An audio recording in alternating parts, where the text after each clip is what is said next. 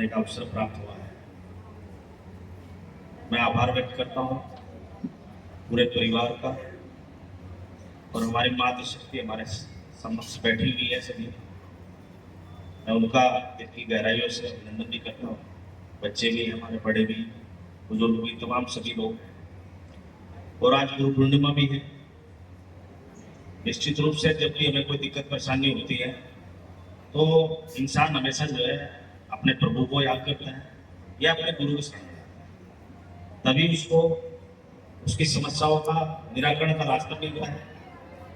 और निश्चित रूप से एक ऐसी अनुभूति होती है, अपने मन को, अपने दिल को संतुष्टि ऐसी होती है कि कोई भी कितनी बड़ी समस्या जीवन में हो, उसे यदि हम एक दूसरे से बांट लें, एक दूसरे से उसको समझ लें, उस समस्या को, जीवन में निश्चित रूप से समस्याएं आती हैं। जीवन में समस्याओं से भरा हुआ जीवन होता है, संघर्षशील, और जीवन हमारा भी संघर्षशील